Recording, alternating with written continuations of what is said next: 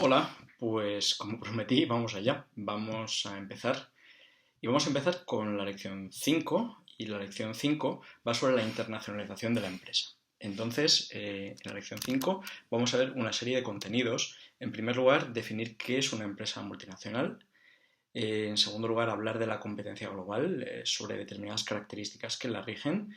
Después entraremos en las estrategias de penetración en mercados exteriores y finalmente hablaremos de algunas características de la dirección de empresas multinacionales que no tienen las empresas que solo operan en un país.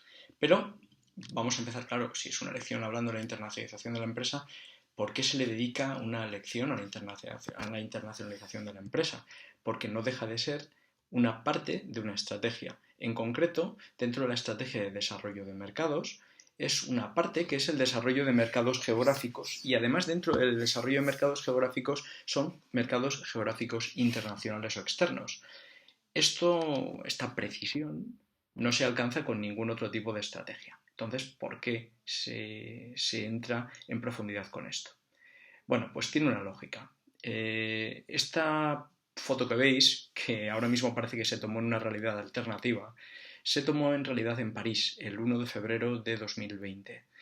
Y si uno mira las tiendas, bueno, solo se ve un Massimo Dutti, pero también había al lado un Gerard Darrell, y en general todas las tiendas que había son las mismas tiendas que uno puede encontrarse en la Gran Vía de Madrid.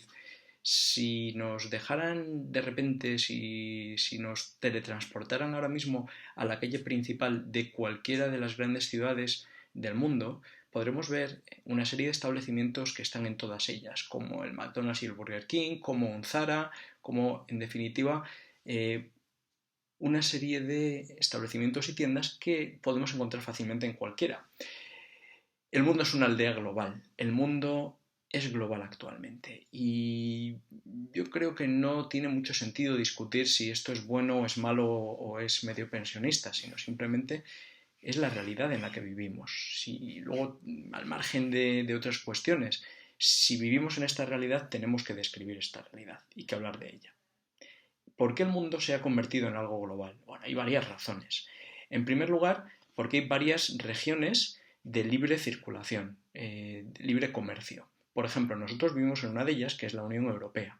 En la Unión Europea existen las 4 libertades, pero a lo que a nosotros nos ocupa tenemos una libertad de comercio sin aranceles, en la cual tú puedes comprar o vender cosas desde cualquier otro país europeo sin pagar, digo, impuestos por ello y sin sufrir grandes regulaciones, y además hay una libertad de establecimiento, con la que si Mercadona decide, como decidió de hecho, abrir supermercados en Portugal, simplemente se rige por las mismas normas que cualquier empresa portuguesa. Y ya, no necesita nada especial, nada adicional. En segundo lugar, ha habido un reforzamiento del comercio global, porque, aunque ahora nos parezca mentira, en los últimos 30, incluso 40 años, las reglas de la Organización Mundial del Comercio han ido facilitando la posibilidad de comprar y vender en otros países. Lo han hecho más sencillo. Adicionalmente, desde mi punto de vista, y yo creo que mucha gente puede coincidir en esto, vivimos en un tiempo caracterizado por la mayor libertad, es posible, de toda la historia, la mayor libertad que hemos conocido.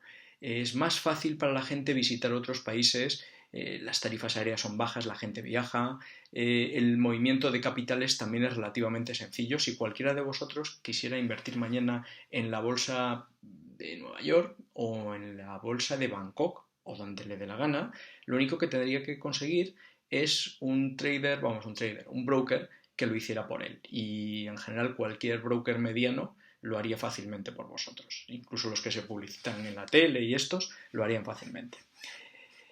Adicionalmente, las nuevas tecnologías de la información y las comunicaciones. Claro, esto hace que compremos y vendamos servicios que pueden ser producidos en lugares remotos de una manera relativamente sencilla. Que decidamos que para un amigo que es especialmente friki del manga, pues le vamos a a regalar por su cumpleaños una figura tamaño real de Goku, por ejemplo. Y esto probablemente en España no sea fácil, pero en Japón sí, y lo compramos a través de Internet. Esto, que es un ejemplo, bueno, un poco peculiar, pero esto es una cosa que es posible ahora y que no era posible antes. Finalmente, el comportamiento homogéneo. Mirad, la mayor parte de mis clases las doy a grupos de AD en inglés. Y lo que me fijo es que, bueno, vienen muchos Erasmus, pero yo no podría decir de dónde es un chico o una chica simplemente con mirarle. ¿Por qué? Pues porque la gente que es de Vallecas viste exactamente igual o muy parecido a la gente que es de Amberes. Eh, y no puedo diferenciar por país en función de cómo visten, ni de la apariencia, ni demás. Si os miréis a vosotros mismos con la gente de otros países, seguís las mismas redes sociales, tenéis gustos parecidos, vestís parecido, demandáis cosas parecidas, incluso las compráis en tiendas parecidas. Por tanto, la globalización ha llegado para quedarse y tenemos que analizar este fenómeno. En un tema dedicado a la empresa multinacional, lo primero que tenemos que hacer, como si fuera un tema dedicado al chorizo, lo primero que tendremos que hacer es definir el chorizo. Si vamos a dedicar un tema a la empresa multinacional, tenemos que definir la empresa multinacional. ¿Qué es una empresa multinacional? Dices mientras clavas en mi pupila tu pupila azul. Una empresa multinacional es una compañía o grupo que, en primer lugar, opera en más de un país. Esto es la obviedad de las obviedades. O sea, si solo operas en un país no eres multinacional. Vale. Y en segundo lugar, y esta es más importante, opera con una perspectiva de creación global de valor. ¿Qué quiero decir? Que no trata de maximizar el valor creado ni de obtener los máximos beneficios en España y también en Italia y también en Alemania y también en Rusia, sino en todas sus operaciones globales. ¿Esto a qué le va a llevar? Pues esto le va a llevar a mover determinadas actividades de unos países a otros en función de dónde crea que pueda crear más valor, que pueda tener menos coste o que pueda crear más diferenciación o tener mano de obra más especializada, etc. De tal manera que una compañía multinacional no trata de maximizar valor en cada país, sino en el conjunto o para el conjunto de la compañía. Esto también lleva a movimientos cuyo propósito es fiscal. Yo no estoy hablando de ética, estoy hablando de realidad. Y si se cumple mientras se cumpla la ley, la cosa es que las leyes pudieran ser.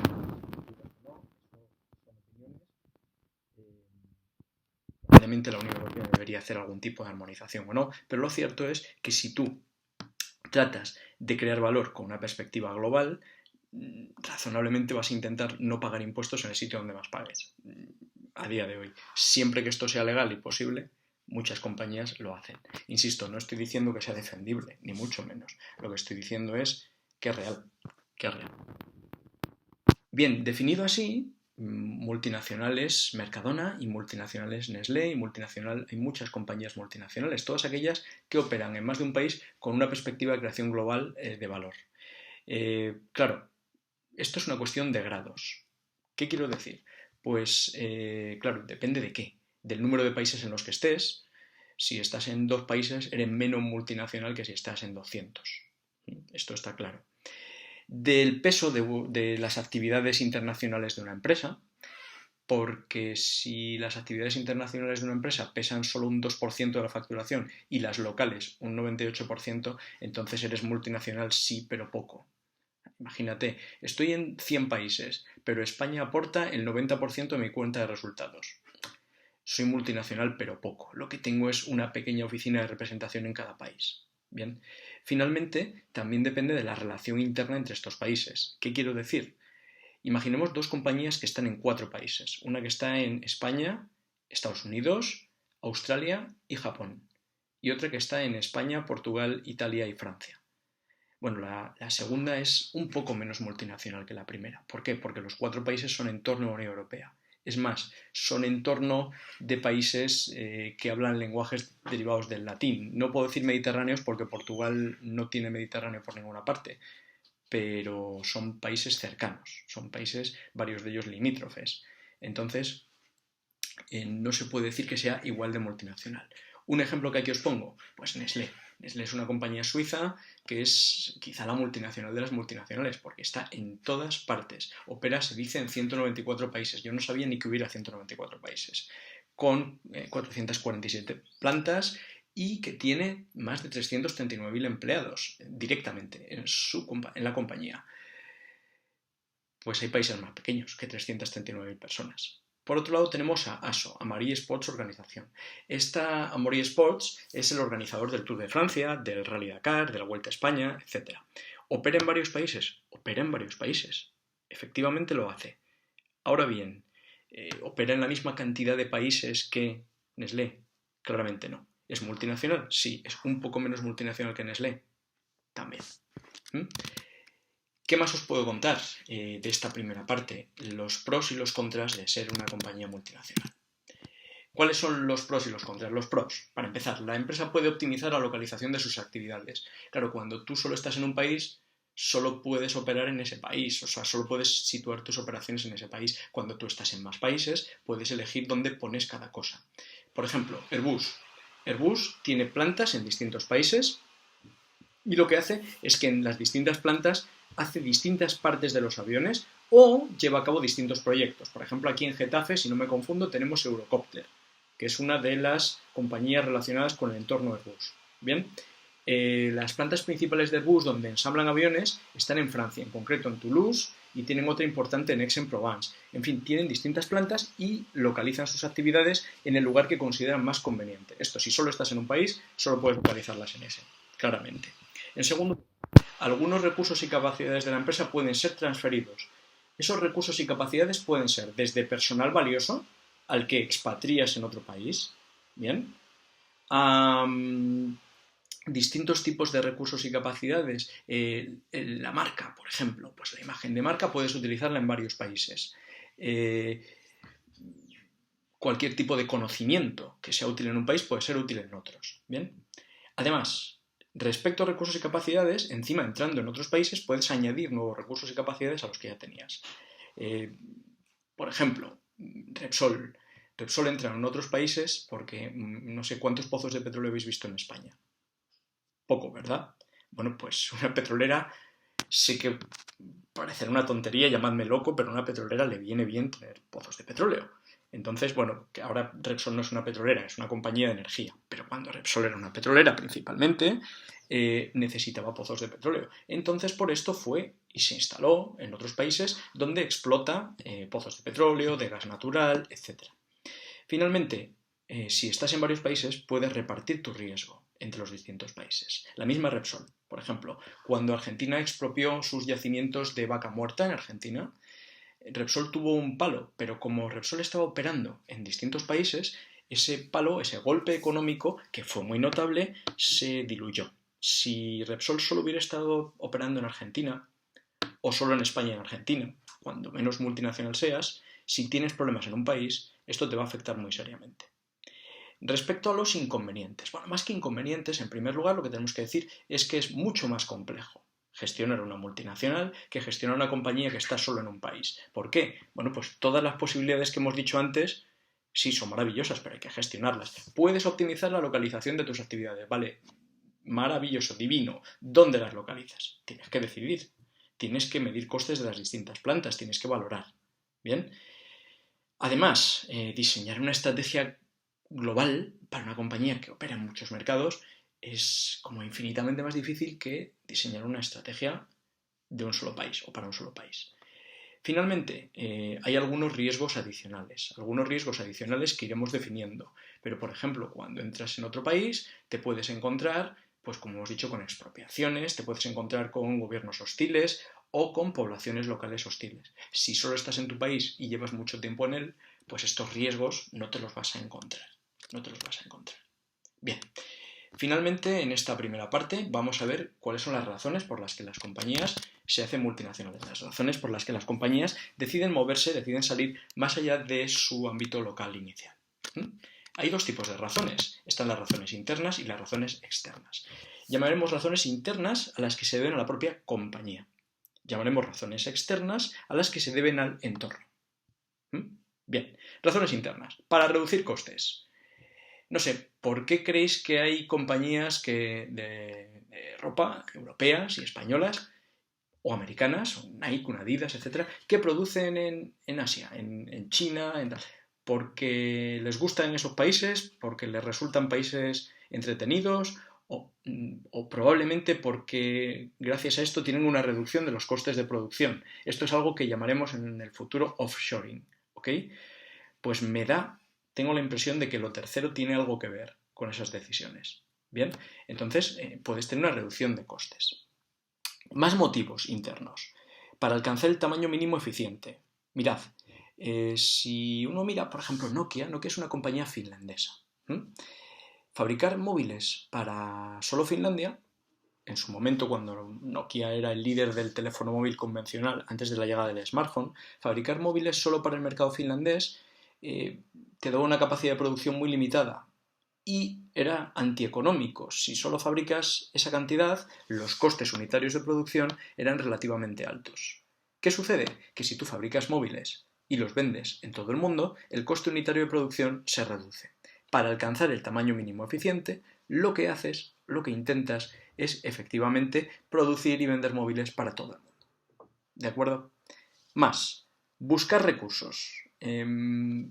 Hay recursos que puedes no tener en tu país de origen y que puedes querer buscar en tu país de destino. O que tienes pero quieres ampliar. Por ejemplo, NH Hoteles fue comprada hace relativamente poco por Minor, un grupo hotelero global de origen tailandés. Bien, cuando Minor compra NH, en parte, también lo compra porque Minor no está especialmente establecido en España, no tiene muchos hoteles en España.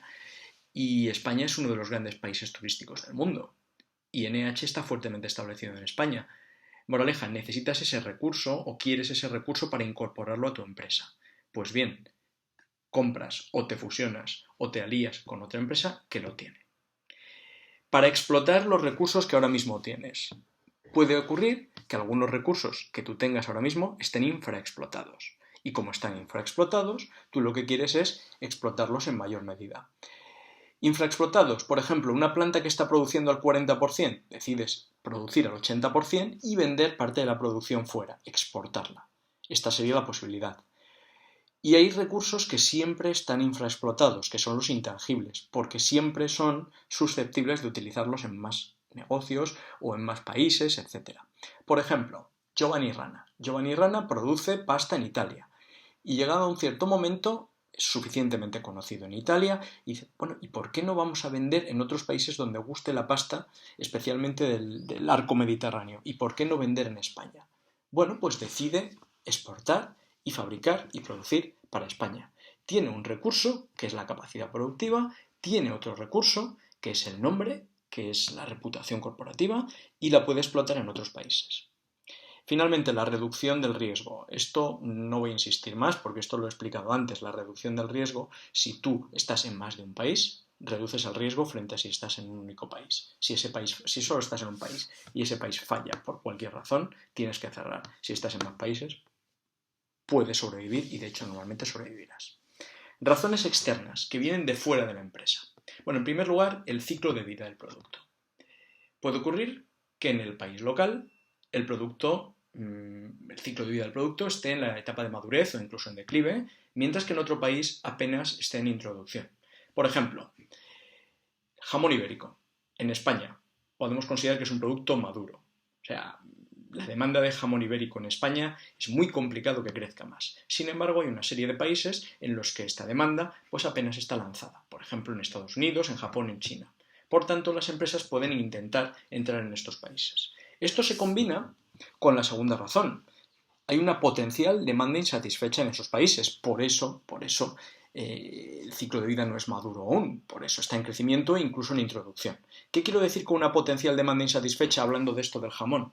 Claro, ¿por qué decidimos vender jamón en estos países? Porque deciden algunas empresas, Navidul, por ejemplo, vender jamón esto. ¿Porque son muy listos? Sí, también porque son muy listos. Pero además, ellos observan que los turistas cuando vienen a España, los turistas de estos países, resulta que prueban el jamón y les gusta. Entonces, si les gusta a los turistas que vienen a España, es posible que en esos países haya una demanda insatisfecha para este producto. Vamos a producirlo, vamos a exportarlo. ¿De acuerdo? Relacionado con esto, una presión competitiva. ¿Qué quiero decir? Pues hombre, que hay menos competidores para vender jamón en Estados Unidos que para vender jamón en España. Porque para vender jamón en España, ¿cuántas empresas conocéis? N. Hay algunas grandes y N pequeñas y medianas. Para vender jamón en Estados Unidos, pues hay muchas menos. Entonces te vas a encontrar mucha menos competencia. Tal. Esto le ocurrió, por ejemplo, a Freixenet cuando decide internacionalizarse. En España tenía un competidor muy fuerte en su momento, y ahora, que era Codorniu, y sin embargo, en otros países la competencia era relativamente reducida, y decide internacionalizarse y vender fuera. Y por eso los anuncios de Freixenet desde hace bastante tiempo tienen un componente internacional. Ellos mismos suelen afirmar que venden más botellas fuera de España que en España. ¿Más motivos? Seguir a los clientes. ¿Cómo seguir a los clientes? Pues esto lo vais a ver fácil en la industria de la automoción. Cuando una compañía de automoción tiene una planta en un determinado lugar, por ejemplo Ford en Amusafes, en Valencia, al lado de Valencia, ¿vale? Si os fijáis, los proveedores de Ford están localizados alrededor. Los principales proveedores tienen en ese mismo polígono, en esa misma zona, tienen plantas para facilitarle los sistemas para la producción. De manera que si Ford decide abrir una nueva planta en otro país, los proveedores abrirán también facilidades de producción, plantas, instalaciones al lado de Ford para poder suministrarle. Finalmente, porque la industria se hace global. Aquí siempre pongo el mismo ejemplo. Si miramos la industria textil, la de la moda, hace 40 años, en España las tiendas de ropa principales, las que más vendían, cuando yo era un crío, pues eran casi todas españolas. Casi todas españolas. Pero si nos fijamos ahora, muchas de ellas son españolas, pero ya son multinacionales. La industria de la moda, se ha hecho global. Y encontráis que los 5 gigantes de la moda están en la mayoría de los países ocupando los primeros puestos. Bien, en España, claro, tenemos Inditex y Mango, que forman parte de esos grandes gigantes. Luego a nivel global tenemos también H&M, que como veréis está en todas partes. Tenemos a Primark, lo que algunos llaman el Primark, y tenemos